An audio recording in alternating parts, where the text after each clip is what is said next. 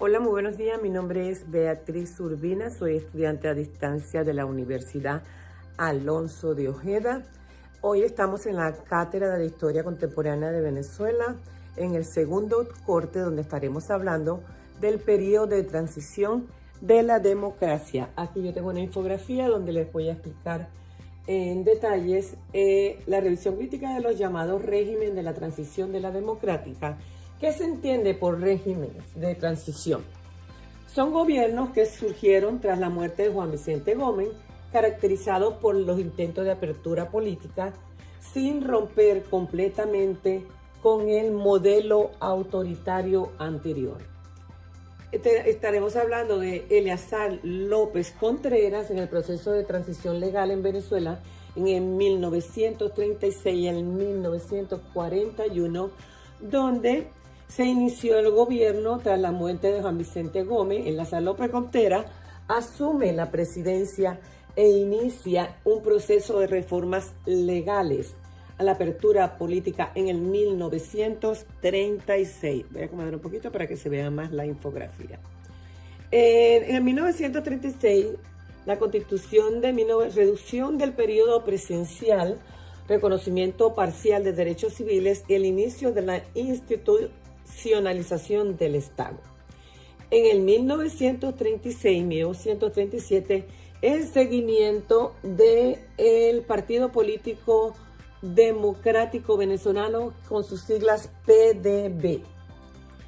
En el seguimiento del PDN, creación del Partido Democrático Nacional, primer intento de organización política moderna, participación política aún limitada, y la huelga petrolera, el primer movimiento obrero del sector petrolero, evidencia de nuestras libertades sociales, y el Estado responde con control y negociación.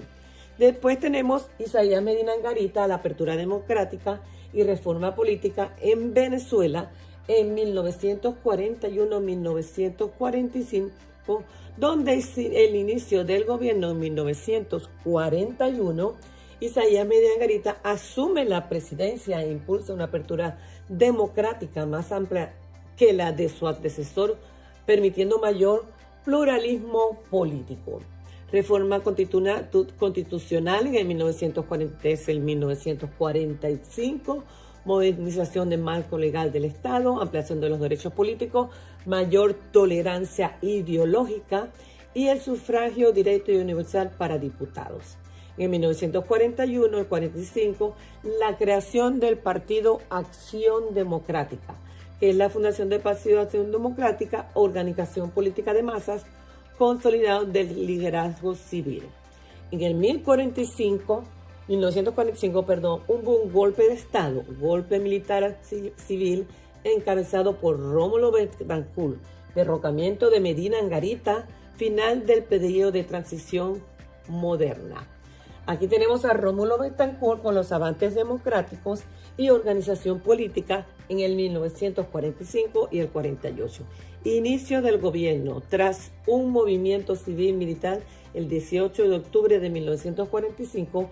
Rómulo Betancourt asume la presidencia en la Junta Revolucionaria del Gobierno.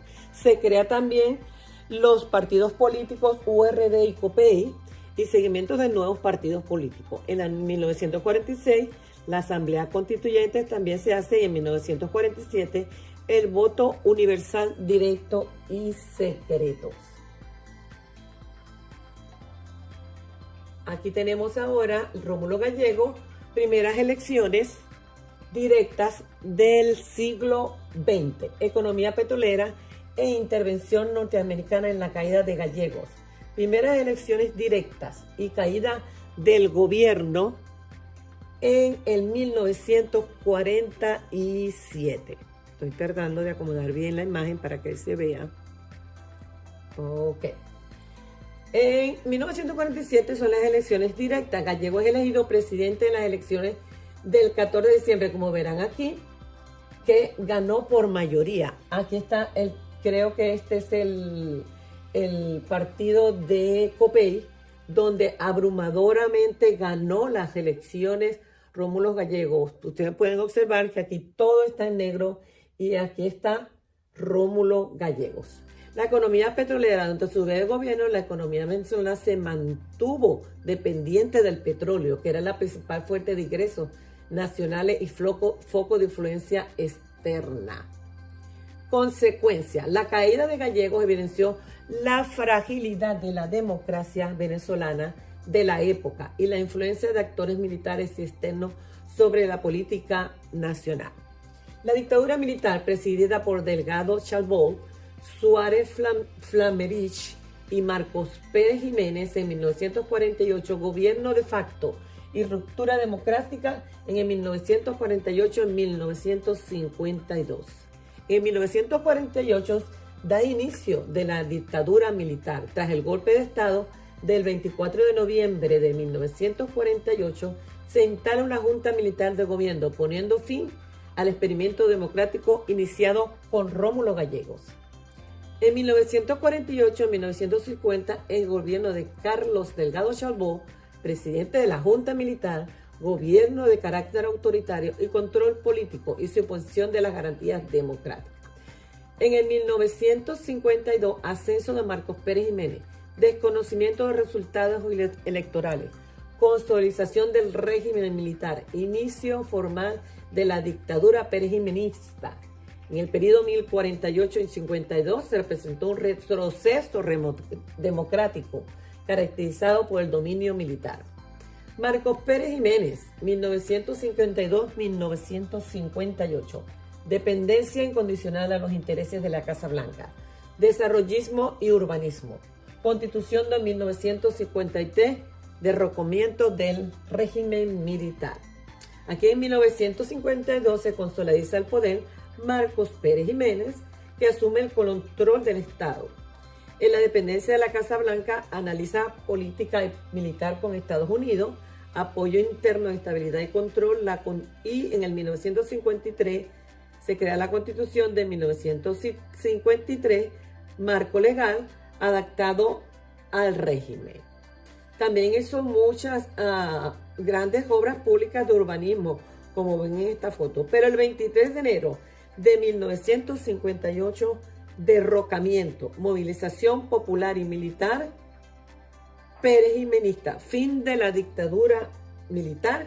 El gobierno de Pérez Jiménez combinó modernización material con represión política, demostrando que el desarrollo económico sin democracia no garantiza justicia social ni libertad de los ciudadanos. Bueno, todo esto ha sido la infografía ya realizada. Espero que sea del completo agrado de todos ustedes. Muchas gracias por su atención.